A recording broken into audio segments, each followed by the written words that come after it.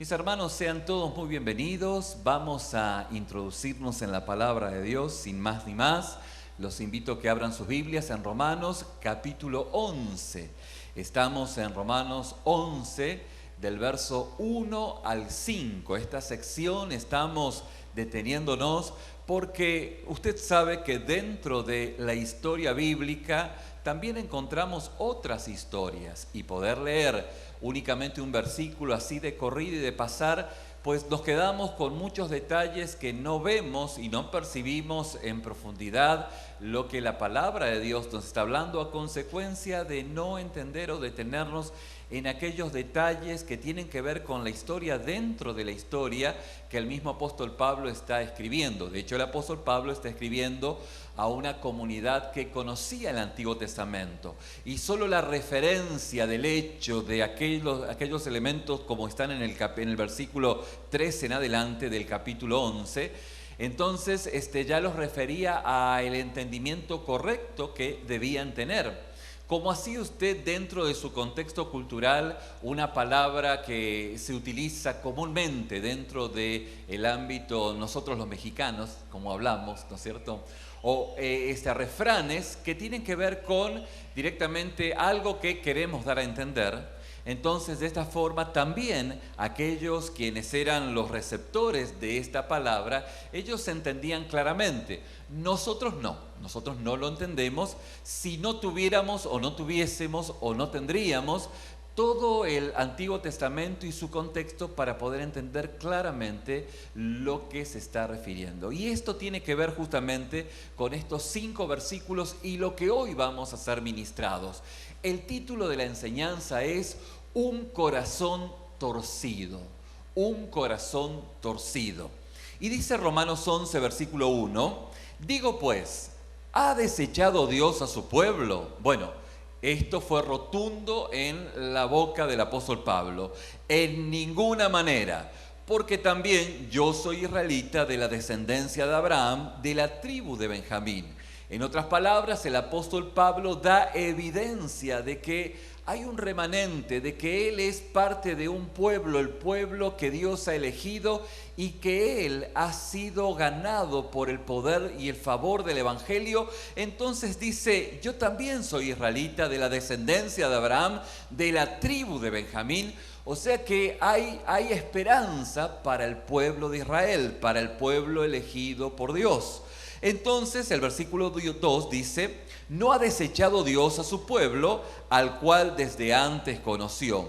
¿O no sabéis que dice de Elías la Escritura, cómo invoca a Dios contra Israel diciendo, Señor, esto es lo que dice Elías, Señor, a tus profetas han dado muerte y tus altares han derribado y solo yo he quedado y procuran matarme? ¿Dónde dice esto? Esto lo dice en Primera de Reyes, capítulo 19, al final. Bien, entonces dice, pero ¿qué le dice la divina respuesta? La divina respuesta, o la respuesta de parte de Dios, dice, me he reservado 7,000 hombres que no han doblado la rodilla delante de Baal. O sea, la visión de Dios es una visión mucho más amplia. No es la visión de una persona como Elías, que solo tenía una visión limitada. La visión de Dios era mucho más amplia. Y esto ya ahí nos está hablando acerca de la visión que tiene Dios en referencia a las situaciones que nos ocurren constante y cotidianamente.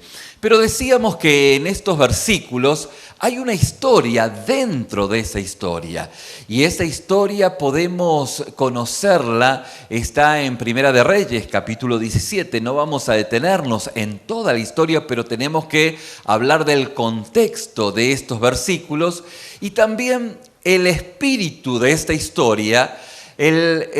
Lucas, el evangelista Lucas, hace o lo narra, tiene una narrativa en el capítulo 8, del verso 9 al 24, quien nos trae ese espíritu y esa intencionalidad en la historia de un personaje que nos trae luz y claridad para poder entender cómo un pueblo, como el pueblo de Israel en el tiempo de Elías, tuvo un gran avistamiento del favor y el poder de Dios.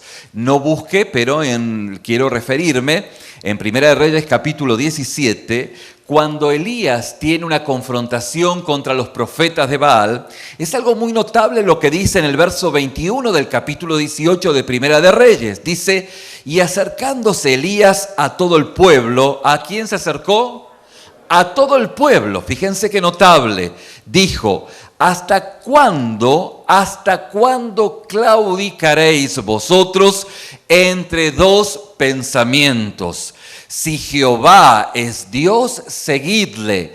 Y si Baal, id en pos de él. Y el pueblo no respondió palabra. ¿Qué está ocurriendo? Lo que ocurrió en el contexto de este versículo que el apóstol Pablo nos está trayendo a la luz es que Elías confrontó al pueblo sobre estos dos pensamientos, dos formas de poder, vivir. Una es viviendo dentro del gobierno y el señorío de nuestro Señor, y otra es viviendo a su propio criterio. Pues esto había traído un gravísimo problema, y sobre esta base Elías da esta máxima, da esta confrontación que el pueblo se quedó mudo. Siempre Dios nos confronta con nuestra condición. Y dentro de esa condición, Elías hizo no solamente una declaración, sino que hubo una manifestación realmente grandiosa, poderosa, superpoderosa, sobrenatural del poder de Dios. A tal punto, dice la palabra, que Elías desafió a los profetas de Baal, y usted reconoce o recuerda, y si no recuerda la historia, en su casa, por favor, vuélvase a Primera de Reyes, capítulo 17, 18 y 19, y va a ver cómo Dios es glorificado a través de un milagro que Elías hace, y fuego desciende del cielo y consume todo un sacrificio que justamente evidenciaba el favor y el poder de Dios. Con todo y todo, pues no hay mención de que el pueblo se volcara a Dios, sino que quedó asombradísimo con el poder de Dios, pero no hay una evidencia que todo el pueblo se volvió a Dios. Y obviamente eso está reflejado en quienes eran los dirigentes del pueblo, como Jezabel en el capítulo 19, que obviamente se convierte en un personaje extremadamente malévolo, diabólico, a consecuencia de la actitud y la acción de su corazón. Pero en el capítulo 19 nos muestra que Jezabel dice, bueno, así como has perseguido a los profetas de Baal, así te va a ir como en feria, así te va a ir a ti, a Elías. ¿Y qué ocurrió? Ocurrió de que Elías le dio un temor tan grande que, viendo la gracia y el fuego descender de Dios en un milagro sobrenatural, pues se amedrentó con el hombre, de hecho con una mujer, pero en ámbitos, conceptuales, con una persona. Y fue así que salió corriendo de la presencia de Jezabel, y ahí es donde lo encontramos a Elías, en donde Elías timorato justamente dice, bueno, han dado muerte a todos los servidores tuyos, Señor, le dice el Señor, y solo yo he quedado. Y el Señor le dice, no, tranquilo, no solo has quedado tú, han quedado un remanente. Pero quisiera detenerme en esta mañana, en el hecho del incidente y la situación, sobre el espíritu, sobre el detalle que la palabra de Dios nos está revelando en esta experiencia. Y fíjense que Lucas, en el libro de Hechos, en el capítulo 8, en el versículo 9, nos habla y nos refiere de una situación que en el ámbito espiritual, y a razón justamente de aquella palabra que el Espíritu de Dios nos va guiando sobre el entendimiento de estos versículos, nos han de traer mucha, pero mucha claridad.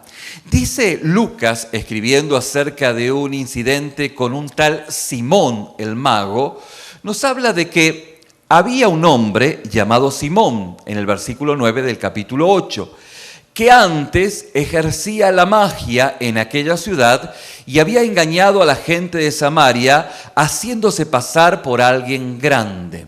Si podemos relacionarlo con el incidente de Elías, podemos encontrar de que pues la gente estaba anonadada, asombrada por aquellos dioses o profetas de Baal y sus dioses que hacían algunos milagros y estaban asombrados por lo que estaba aconteciendo y estaba ocurriendo. Bueno, Lucas relata el hecho ya no de un pueblo, sino de una persona.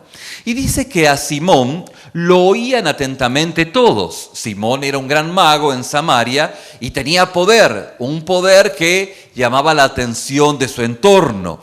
Todos, desde el más pequeño hasta el más grande, diciendo, este es el gran poder de Dios. Y ahí todos decían, amén. No se creían.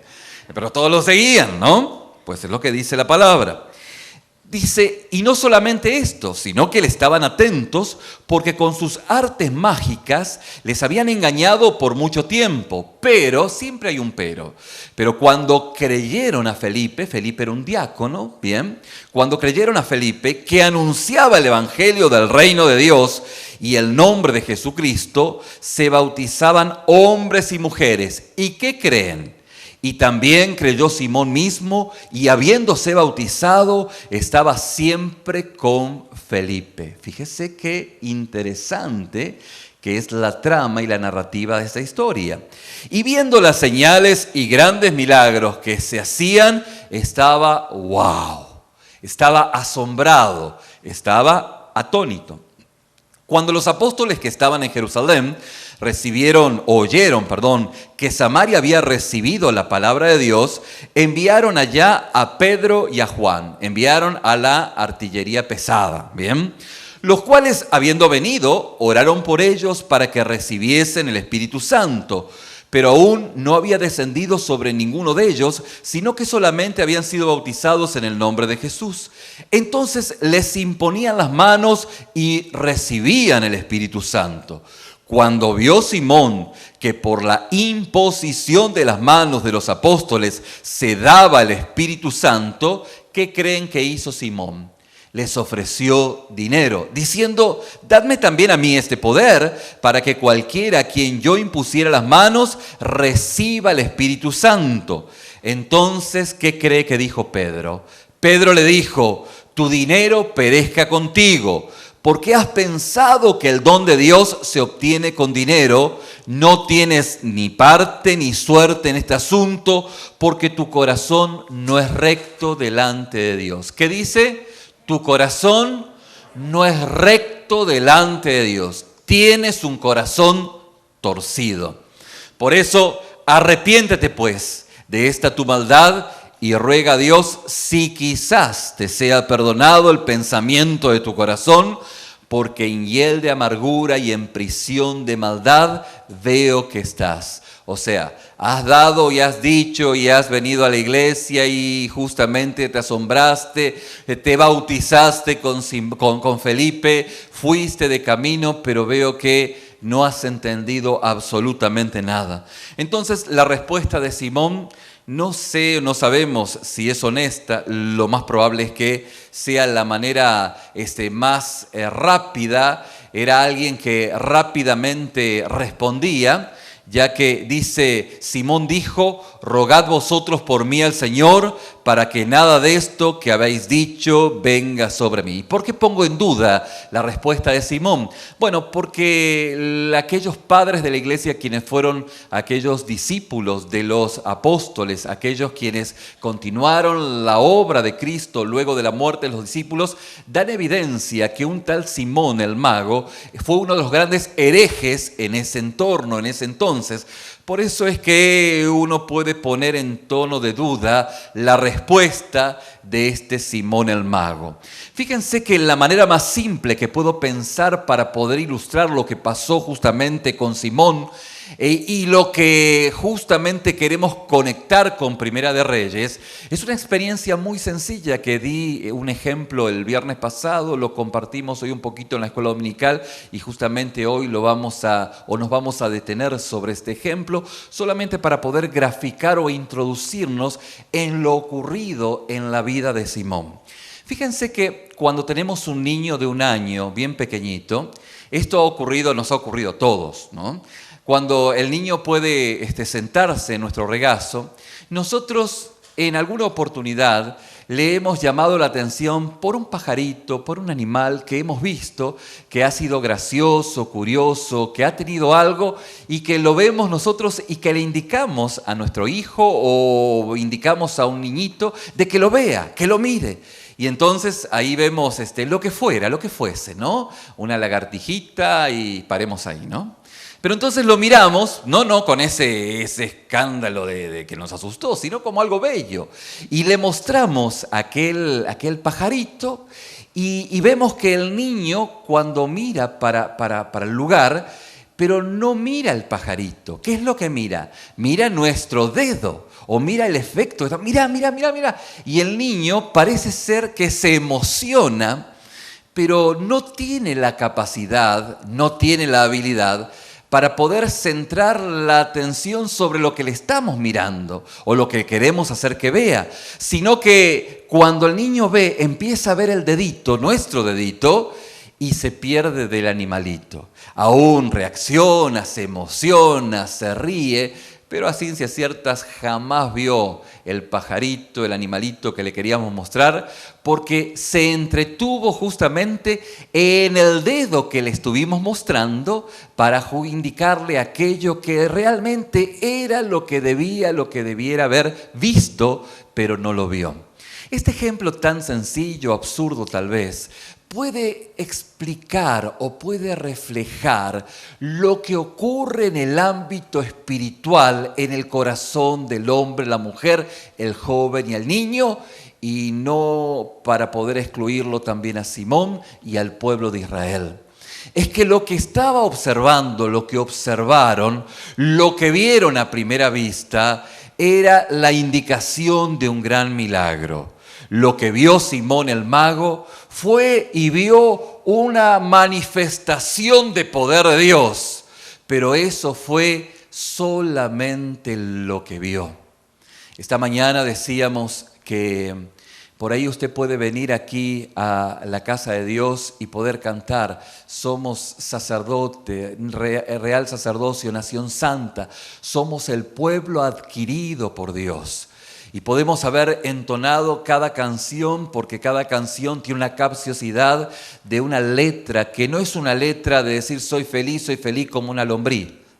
No. Cada letra tiene un contenido espiritual profundo basado en la palabra de Dios. Es formativo, tanto así como el pueblo de Israel se formaba al poder cantar las antífonas y cuánta otra parte de la literatura bíblica para ser instruidos, no solamente a través de la exposición bíblica, sino a través de los cantos, que no era ni otra cosa, ni más ni menos que la exposición cantada de verdades espirituales. Pero usted en esta mañana puede cantar verdades espirituales. Sin embargo, poder detenerse solamente en haber observado qué linda que salió la canción. Qué lindo que se cantó. Ahora, peor todavía sería que algunos de los que estaban aquí en el altar, aquí David te doy total autoridad, si en algún momento alguien solamente canta por cantar, ¿me explico? Suena su voz por sonar, o tiene alguna ínfula de diseño de imagen que quiere presentar una imagen, pues aquí no debiese estar. ¿Por qué? Porque cada persona,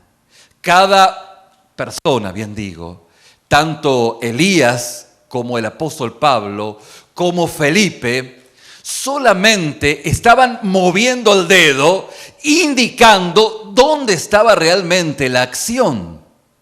¿Dónde está la acción? La acción está en el favor y el poder de Dios. Solamente tanto Felipe como Elías, como en la actualidad, Somos aquellos que indicamos dónde está realmente la acción. Pero tal vez el problema de Simón el mago como del pueblo de Israel era haberse detenido en el dedo. ¡Ay, qué lindo el dedo! ¡Qué bien que canta! ¡Qué lindo que cantó! La predicación, no entendí nada, pero que estuvo bueno, ¿no? La predicación, cuando usted vuelve a su casa, ¿de qué va hablando? Vuelve hablando de la palabra que Dios le ha hablado y cómo ésta tiene sentido en su diario vivir, o va hablando a su casa de los problemas, los pagos y todo lo que tiene que hacer en función de su vida en sí. Esto es justamente observar el dedo. No apuntó el dedo justamente para indicar cualquier cosa, sino que Felipe apuntó el dedo hacia donde Simón no vio. ¿Qué es lo que Simón no vio? Simón no vio su pecado, Simón no vio su mugrero, Simón no vio la basura que tenía en su corazón y quedó asombradísimo por el milagro que vio. ¿Qué es lo que el pueblo de Israel hizo? El pueblo de Israel vio, dijo, no.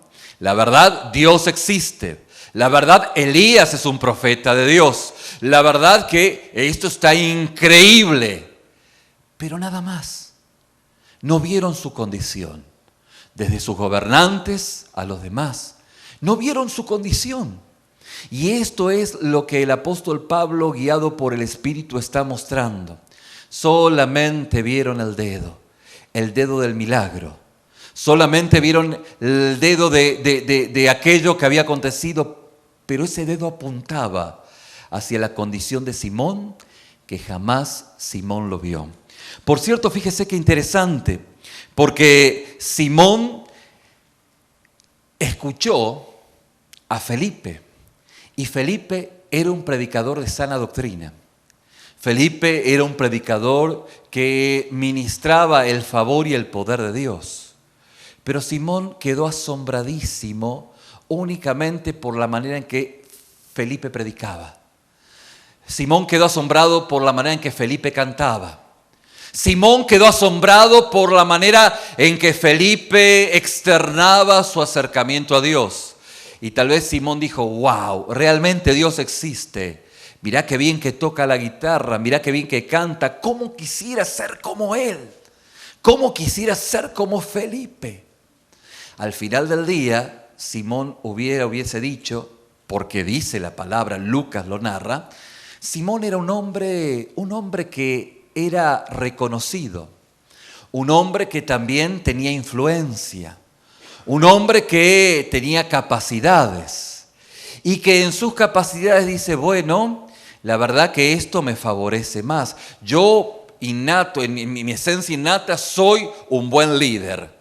Soy un buen dirigente, tengo mi compañía, soy un buen empleador de mis empleados. Pero resulta ser de que lo que me trae Felipe es muy bueno. O sea, yo quiero siempre ser reconocido, palabras más, palabras menos, diría Simón. Siempre quisiera ser reconocido, pero me doy cuenta que con la unción que tiene Felipe voy a ser más reconocido. Voy a ser mejor reconocido porque la verdad que yo no soy incrédulo, dice Simón. Yo soy crédulo. Yo creo que lo que dijo o lo que está haciendo Felipe es muy, pero muy real, es muy, muy cierto. ¿Y dónde estuvo el problema?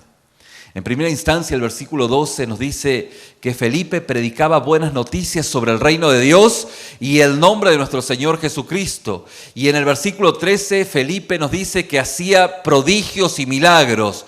O sea que tenía una manera de predicar que era evidencia del favor y el poder de Dios.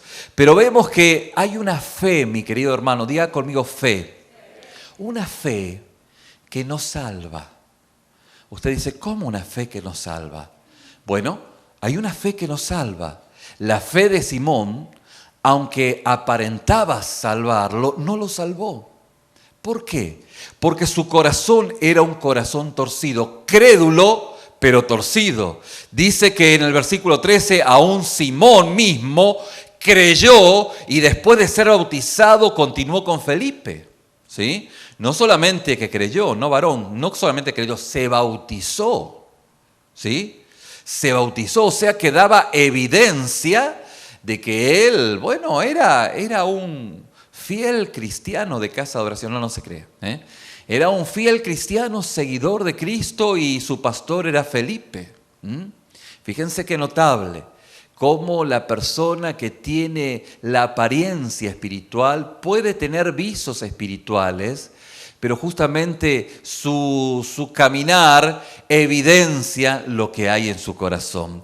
Pero justamente luego ocurre que esta creencia nos da la palabra, la evidencia de que esta creencia no era una creencia verdadera, era una creencia falsa. Los apóstoles justamente ven y colocan las manos sobre los samaritanos para que reciban el Espíritu Santo. Entonces vemos en el versículo 18 que cuando Simón vio que el Espíritu fue dado a través de la imposición de las manos de los apóstoles, él les ofreció, ¿qué les ofreció? Les ofreció dinero. Él no sabía muy bien cómo era la onda, pero él sabía que era cierta. Él no entendía muy bien cómo pasaba esos milagros, pero él sabía que eso le iba a beneficiar. Él entendía que lo que estaba ocurriendo ahí no era manipulación de masas. Ya había ido a otras congregaciones donde lo habían revolcado, lo habían subido, bajado, lo habían despeluchado, ¿no? Y él sabía que aquí no era como en otros lugares. Él sabía que Felipe era una persona que predicaba la palabra y que era cierto. Pero el corazón de este mago de Simón era el problema. Tenía un corazón que era un corazón torcido. Un corazón que tenía motivaciones que lo llevaban justamente a verse él en el lugar de Felipe, de Pedro y de Juan. Y esto justamente nos muestra la palabra. Por eso Pedro le dice, tu plata perezca contigo, porque pensaste que podrías obtener el don de Dios con dinero. En otras palabras, le dijo, no tienes ni parte ni suerte en este asunto. En otras palabras, o en el idioma original, dice, no tienes parte ni palabras en este asunto. ¿Por qué? Porque tu corazón no es justo ante Dios. Por eso dice el apóstol Pedro, arrepiéntete por tanto de esta maldad tuya y ruega al Señor que si es posible la intención de tu corazón pueda ser perdonada, porque veo que estás en hiel de amargura y en vínculo de perversidad. Hay un vínculo de perversidad, que este vínculo de perversidad es algo muy sutil que puede anidarse en el corazón natural de cualquier persona, que de hecho está, pero que por la gracia de Dios, Dios trae iluminación a nuestro corazón para darnos cuenta justamente este vínculo de perversidad. ¿Cuál es el vínculo de perversidad? Es justamente quedarse solamente con lo externo. Quedarse solamente con el ámbito de la comunión externa, con lo cómodo que me siento, con el ámbito solamente de la emotividad. Hoy Dios se ha movido y su Espíritu con una gracia y un favor maravilloso en este ámbito.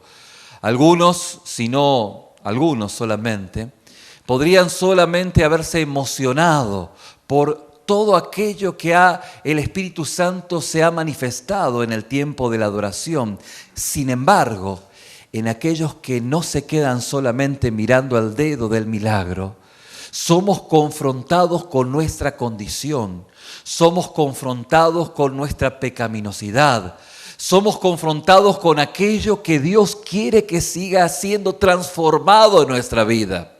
Y esto justamente es no solo quedarse con el dedito que nos está apuntando hacia dónde está la verdad que es Cristo. Y esto justamente es aquello que Simón no vio. Simón el mago lo que vio, Dios dice, órale, aquí sí que hay poder de Dios. Aquí sí que esto me favorece, esto me bendice, esto está bueno. Pero todo lo que escuchó de parte de Felipe no lo llevó al lugar donde debiese haber ido. Y debiese haber ido hacia su condición, hacia la condición de su corazón. Todo milagro que ocurre, todo tiempo de adoración y exposición de la palabra nos tiene que llevar a Cristo, nos tiene que llevar a nuestra condición, nos tiene que exponer hacia aquello que Dios quiere seguir glorificándose en nuestra vida. Por eso Elías sabia y profundamente dice, ¿hasta cuándo claudicaréis vosotros entre dos pensamientos? Si Jehová es Dios, seguidle. Y si Baal, id en pos de él. O sea, no hay opción, o es extremadamente tóxico y nocivo no permitir que uno pueda exponerse a la voz y el favor y la palabra de Dios, donde nos exige esa transformación, esa corrección cuando somos hijos de Dios. Esto es justamente lo que nos evidencia la vida de Simón. Obviamente aprovecho para decir de que Simón nunca fue verdaderamente convertido. Él solamente fue asombrado por todo el poder y el favor de Dios, pero estaba aún en sus pecados y aún no había visto la condición de su corazón. Esto justamente es confirmación por la manera en la cual respondió dubitativamente y por el testimonio de la iglesia primitiva que dice que justamente este Simón de Samaria fue un gran hereje dentro de los verdaderos cristianos. Y dice la palabra que en el versículo 13, Lucas relata, incluso Simón mismo creyó. Lo que llamó fuera justamente a esta fe o esta fe falsa era creer en ese dedo que estaba apuntando y no ver aquello a lo que se estaba apuntando. Fíjense que hay otros paralelos bíblicos. Juan capítulo 2, versículo 23 al 25 nos relata que cuando Jesús estaba en Jerusalén en la fiesta de Pascua, muchos creyeron en su nombre cuando vieron las señales que hacía. Fíjese que observe la configuración similar en los signos de Felipe. Pero Jesús mismo, dice la palabra, no se fiaba de ellos porque conocía a todos. Aunque la palabra de Dios nos muestra de que había mucha gente que había creído. Y dice la palabra que Jesús, en el versículo 25 del capítulo 2 de Juan, no tenía necesidad de que nadie le diese testimonio del hombre, pues él sabía lo que había en el hombre. En otras palabras, mis estimados, hay una fe o un creer que no es genuino. Hay una fe y un creer que no es genuino. Y usted dice, ¿cuándo ese creer y esa fe no es genuino? Cuando esa fe y ese creer no apunta hacia la condición pecaminosa de su condición. Si usted después de este servicio, después de alabar, adorar a Dios, de leer la Biblia, no es expuesto por su condición, no pasa nada, pues esa fe es como dice Santiago, es una fe que es una fe totalmente estéril, una fe que no hace sentido. Fíjese lo que dice Lucas capítulo 8, versículo 13. Los de sobre la piedra, hablando de la parábola, ¿no? Que habían oído, recibieron la palabra con gozo, pero estos no tienen raíces, creen por algún tiempo y en el tiempo de la prueba se apartan. ¿Por qué se aparta la persona de aquella fe que supuestamente es en el Dios Todopoderoso y en su palabra? Pues porque no es una fe salvadora. Es una fe que solo se entretuvo con aquel asombroso poder de Dios, pero jamás vio. Ese poder de Dios no apuntó a la condición de su corazón. Por eso el apóstol Pablo, escribiendo a los Corintios, en la primera carta, en el capítulo 15, dice: además os declaro, hermanos, el evangelio que os he predicado, el cual también recibisteis, en el cual también perseveráis, por el cual asimismo, si retenéis la palabra que os he predicado, sois salvos, si no creísteis en vano. O sea que justamente otra vez nos va afirmando la palabra que hay una fe y hay una creencia que es totalmente vana, una fe y una creencia que es muerta, falsa, estéril y vacía. ¿Cómo la ve? ¿Por qué? Porque sencillamente solamente se ha detenido en el dedo que le estaba indicando dónde estaba la acción. Y usted se emociona con ello, pero eso no implica que haya visto lo que debía haber visto. Por eso podemos ver que el objeto de la fe de Simón fue el poder sobrenatural. Como decíamos, Simón era un mago. Esto significa que se ocupó en poderes sobrenaturales antes de escuchar a Felipe.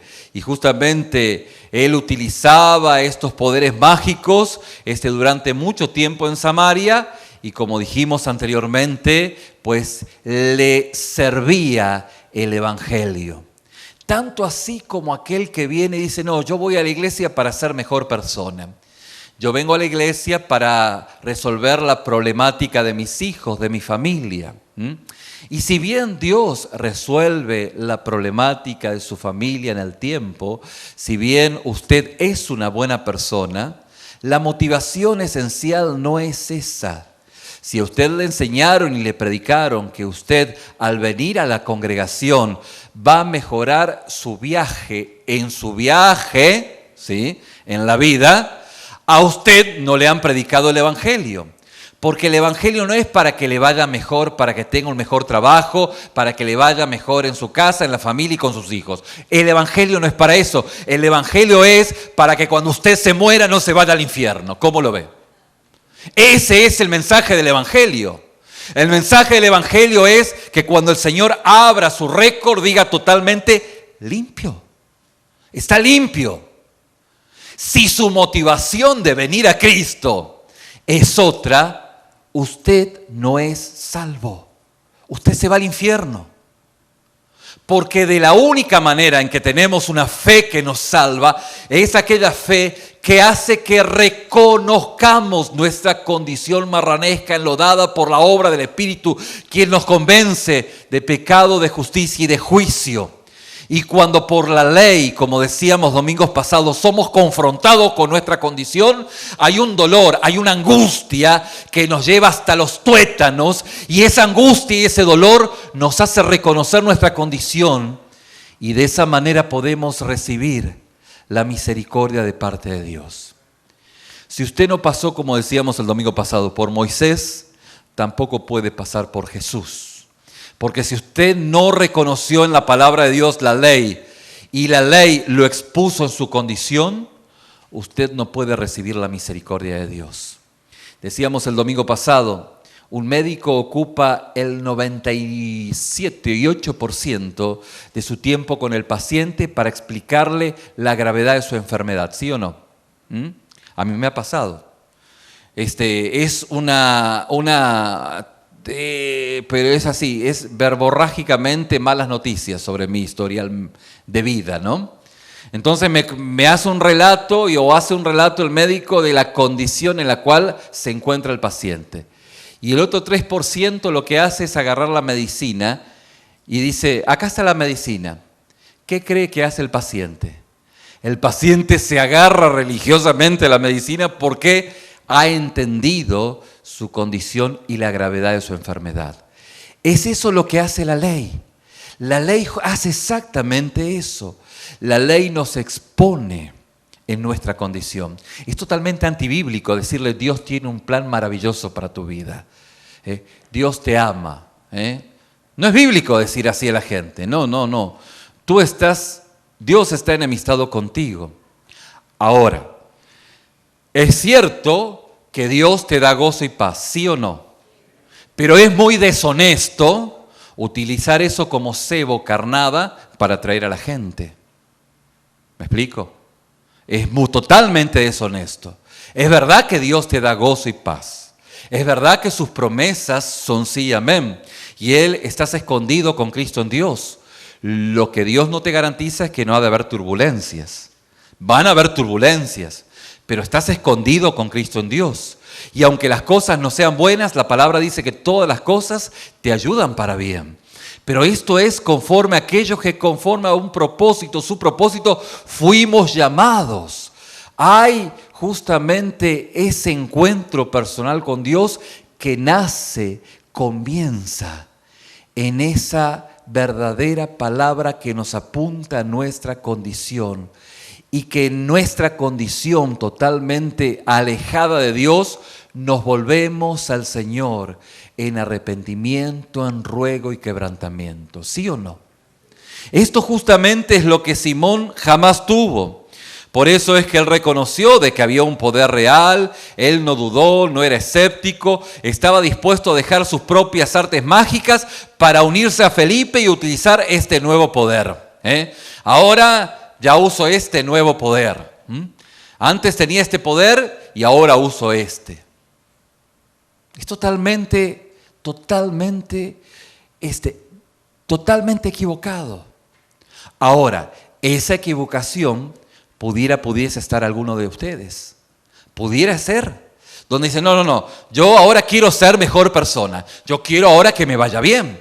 Yo quiero ahora que las cosas, entonces, bueno, antes iba al mago, ahora voy al profeta. Antes iba al brujo, ahora voy al apóstol que me declare, me diga lo que va a pasar más adelante.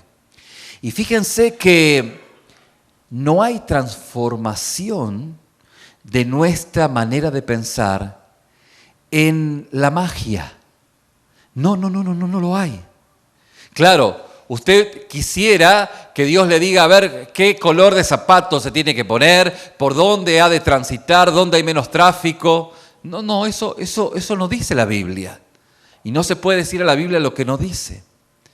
Pero lo que la Biblia hace es una transformación de nuestro pensamiento, de nuestro entendimiento, conforme a la palabra que Dios va tratando en nuestra vida. Y como dice Romanos capítulo 12, versículo 2, empieza a haber una transformación y comprobamos que la voluntad de Dios es agradable y es perfecta. ¿Por qué? Porque ponemos por obra las promesas de Dios, promesas que únicamente se pueden cumplir, promesas que se pueden poder vivir cuando tengo el Espíritu de Dios en mi vida. Y cuando tengo el poder de Dios en mi vida por el poder del Espíritu Santo, entonces puedo poner por obra cada promesa y cada palabra que Dios me da. Y esto es justo la experiencia de aquel cristiano verdadero. Es reconocer que la evidencia externa es la palabra de Dios. Y como lo dijimos hasta el cansancio, la evidencia interna es el obrar del Espíritu Santo. Por eso aquel que no tiene el Espíritu Santo lee la Biblia y lee chino básico, porque no tiene el Espíritu Santo. Y aquel que tiene el Espíritu de Dios, cuando lee la palabra va entendiendo, va trayendo nueva inspiración sobre la única revelación de Dios que es su palabra. Hay nueva inspiración sobre la única revelación. ¿Vamos bien hasta acá? Muy bien. Entonces podemos ver que la fe de Simón era solamente asombro. Asombro de las señales de Felipe, no quebranto por el pecado y no humilde confianza en Jesús como Señor y Salvador. Solamente asombro, asombrado. Estaba asombradísimo por lo que estaba pasando. Y si a mi vecino le va bien con el Señor, entonces yo me voy con mi vecino a la iglesia. Estoy asombrado de lo que pasa con mi familia, con mis hijos, con mi tío y pariente, y yo vengo, ¿sí? Y me aprendo el discurso, empiezo a recitar los pasajes bíblicos, aprendo el lenguaje y hasta casi me parezco un cristiano. Y esto es justamente lo que pasaba con Simón. Era la esencia de una ausencia de arrepentimiento. Por eso Pedro le dice, arrepiéntete pues de esta tu maldad y ruega a Dios si quizás te sea perdonado el pensamiento de tu corazón. Lo que le faltaba era un sincero reconocimiento del pecado y dar vuelta a Jesús con una confianza totalmente quebrantada y humilde para poder pedir perdón. Y solamente tenía ese asombro, ese entusiasmo que da la manipulación, aún la manipulación religiosa, para el usufructuo de aquellos quienes están en ese entorno. Parece que es lo mismo, pero no es lo mismo. ¿Y cuándo usted sabe que no es lo mismo? Cuando solo le indican el dedo, el milagro. Cuando solo le indican el evento, cómo canta la persona, cómo se expone, cuántos logros ha tenido, la belleza de todo el entorno. Pero nada de ese entorno lo lleva a su condición pecaminosa. Nada de ese entorno lo confronta con aquello que Dios por el Espíritu le está indicando. Lo dijimos hasta el cansancio, Dios nos respalda una vida de pecado. El agua y el aceite no se mezclan por más que levanta y no va. No se mezclan. De la misma manera, Dios no respalda una vida que camina en el pecado. De hecho, podemos tener todas las experiencias espirituales posibles mirando el dedo de los prodigios y milagros, pero hasta que no nos volvamos al Señor mismo, no habrá ninguna verdadera fe. La fe verdadera se sustenta en la obra del Espíritu, en la transformación en nuestra vida. Por eso, para poder finalizar, Lucas nos hace una advertencia muy fuerte que nos haría temblar. Es esa advertencia sobre la palabra que le dijo Pedro. No tienes parte ni suerte en este asunto, porque tu corazón no es recto delante de Dios. Tu corazón no es recto delante de Dios. Así como Elías, pues evidenció el poder de Dios, así como Felipe manifestó la obra prodigiosa de Dios, así como Jesús mismo evidenció que Él era el Hijo de Dios, la gente solo en su torcido corazón vio los panes y los peces, pero no levantó la vista a ver la gloria de Dios. Y esto es lo que ocurre al final del día con un corazón torcido. En diferentes instancias y escenarios, Jesús no es más ni menos que la llanta de refacción. Y cuando la llanta ya está bien, pues de Jesús me olvido, y esto es el común vivir de un corazón torcido. La raíz de la falsa fe de Simón era justamente un problema de corazón. Y eso es justamente con lo que nos confronta cada uno de nosotros. Un corazón que es torcido, un corazón que debe ser cambiado. No es un simple niño viejito que le muestran el milagro, le muestran a Cristo y él se entretiene con el dedo. No. Simón sabía que lo que él quería era un puesto. Tenía una agenda personal. Él quería un lugar. Él quería llegar a una posición porque era conveniente para él. Pero se encontró con Pedro, se encontró con un Juan, se encontró con un Felipe, que le mostraron que por ahí no camina la cosa, que por ahí no es, que por más que sea un seguidor de Felipe, su corazón estaba torcido porque la intención de su corazón no era la correcta. Por eso Lucas nos advierte a nosotros, hay una falsa fe que nos salva. Su objeto es el poder de señales sobrenaturales y maravillas, no es Jesús y la gloria de su gracia. La naturaleza de Simón fue justamente asombro, no quebranto por el pecado y humildad por su condición y esa humilde confianza en Jesús como su Señor y Salvador. Era un corazón torcido y vano. Por esto nos lleva a pensar tanto el apóstol Pablo en los versos del 1 al 5, especialmente el 3, 4 y 5, la experiencia y la historia de Elías sobre el corazón que se queda mirando los eventos, pero que jamás tuvo una genuina y real transformación. Y de esto se trata, mis queridos, el Evangelio. No hay otro camino. Si no hay una transformación genuina, usted solo puede ver a Jesús como un maestro, aunque le diga Señor. Fue la experiencia de Pedro. El Señor le dijo, ¿pescaste algo? Y Pedro dijo, pues no pesqué nada. Entonces le dice, pesca mar adentro. Y Pedro dice, bueno, en tu nombre iré pues, en tu palabra tiraré las redes. Solo cuando vio un milagro, fue ahí cuando Pedro reconoció a ese maestro como Señor de su vida. Y solo cuando ocurre un milagro, el milagro sobrenatural del nuevo nacimiento, es cuando podemos ver a Cristo como realmente es. Podemos verlo. Mientras tanto, quedaremos asombrados por los milagros que Cristo puede hacer, sin lugar a duda. En un ámbito de predicación de sana enseñanza, ni que hablar en otro ámbito, donde la manipulación, o sea, el milagro es para usufructuar de su vida y lo que va a generar es una gran confusión. Pero aún también dentro del ámbito de la sana enseñanza, Dios se glorifica con prodigios y milagros. Pero si solamente nos quedamos en ellos, no nos detendremos en lo que realmente esto significa.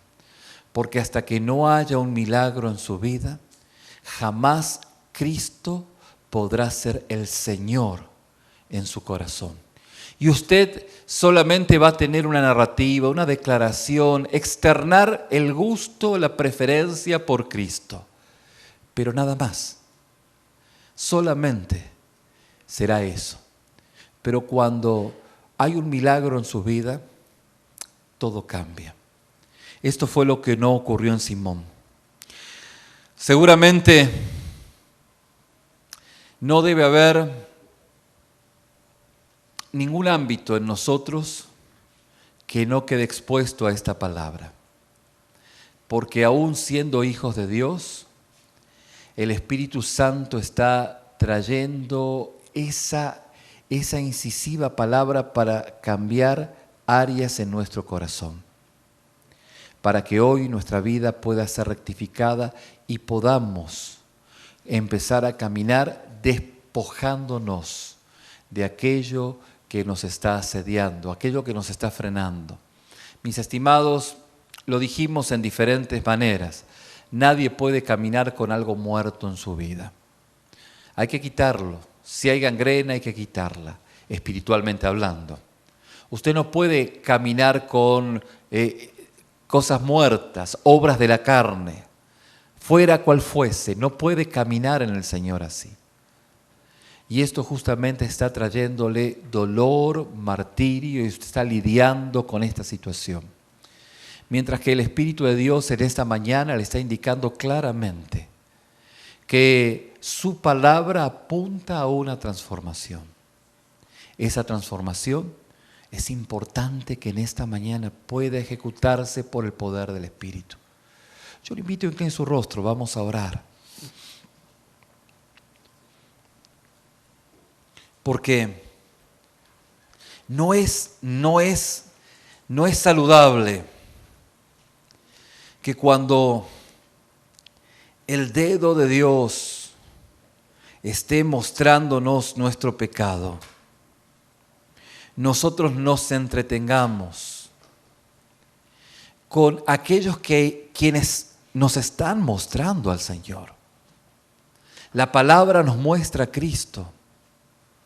Pero la palabra, el predicador, quien está en la alabanza, quien nos está enseñando la Biblia nos muestra a Cristo. Nos lleva hacia ahí.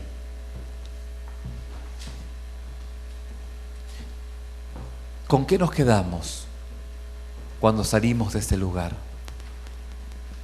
¿Cómo procesamos la palabra con nuestro diario vivir? ¿Cómo nuestro corazón es transformado? Porque un corazón retorcido solo lo puede enderezar el poder del Espíritu. Pero un corazón retorcido sin Cristo, solo Cristo lo puede enderezar. No hay obra humana que pueda enderezar nuestro corazón. Por eso es que si su fe, su creer fue o está orientada en los asombros, y usted cuanto más prodigios y milagros ve, dice, wow, más ahí Dios está y su presencia. Permítame decirle que usted no ve nada. Está viendo el dedo que está indicando, pero no está viendo lo que realmente tiene que ver. Padre, ministra en esta mañana la vida de tus hijos. Permite que ellos puedan depender totalmente, desesperadamente, de la obra tuya, a enderezar sus torcidos corazones y ver, Señor, verte a ti por encima de todas las cosas. Padre, que podamos atender a esta advertencia sobre el peligro de los signos y maravillas, porque esto pudiera llegar a, Señor, a deslumbrarnos, a apantallarnos, y que podamos darnos cuenta que todo ello apunta, Señor, apunta a lo que tú quieres hacer en nuestras vidas.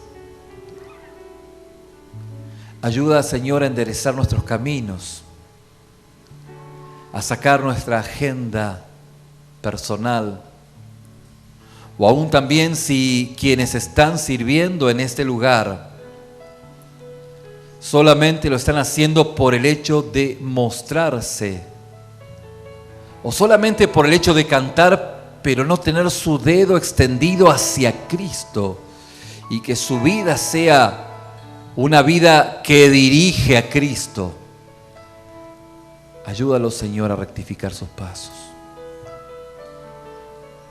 Porque al final del día tú quieres glorificarte en todo lo que hacemos, para dejarnos el gozo de que tú te has llevado toda la gloria. Señor, ministranos, que tu unción y tu gracia esté llevándonos a esta nueva etapa en nuestras vidas, y que nuestra fe y nuestro creer y la palabra que recibimos sea y cause el efecto deseado conforme a tu soberana voluntad. En el nombre de Jesús.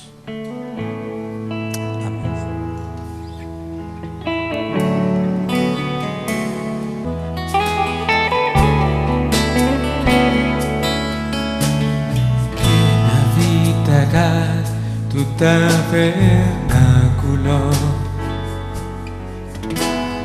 y en tu lugar santo morará. ¿Quién habitará en tu tabernáculo? Y en tu lugar santo morará. ¿Quién subirá? Subirá al monte de Jehová, y quien estará en su santo lugar, el limpio de manos y puro de corazón, el que anda en integridad, y su boca habla la verdad, no resbalará jamás, el limpio de manos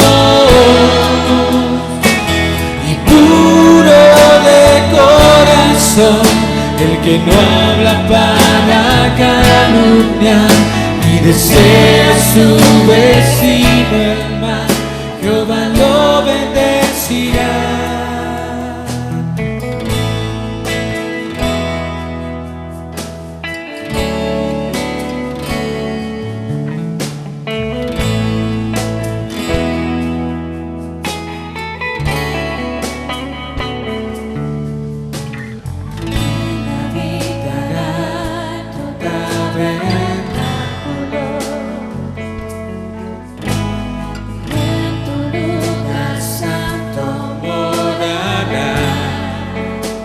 Habitará, ¿quién habitará en tu tabernáculo?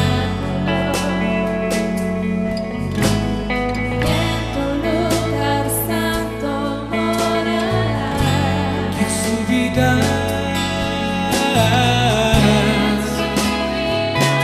Al monte de Jehová. ¿Y quién estará en su santo lugar? El limpio de mano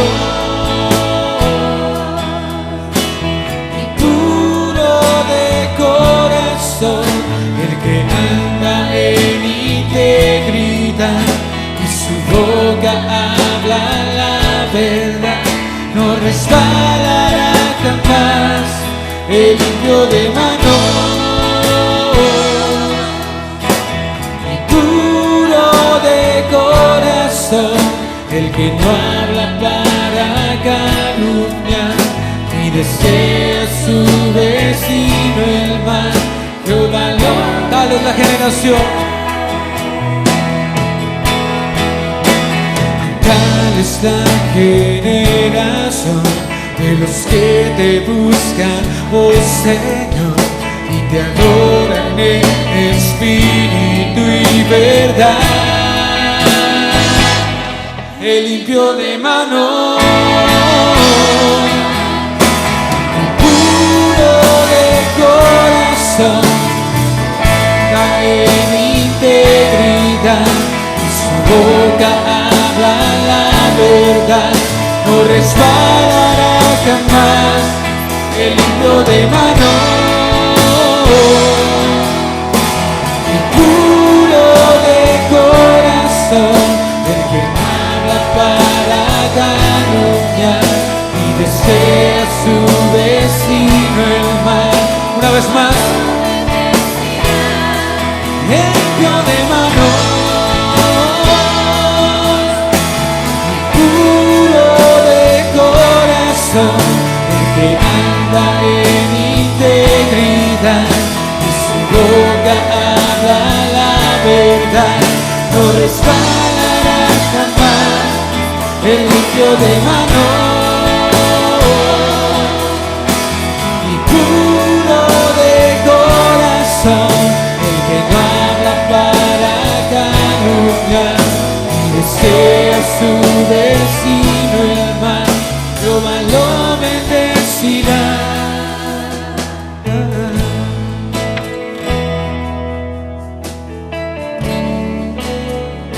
Gracias, Señor, porque tú nos bendices. Y solo aquel que ha limpiado sus manos con tu palabra puede habitar en tu santo lugar.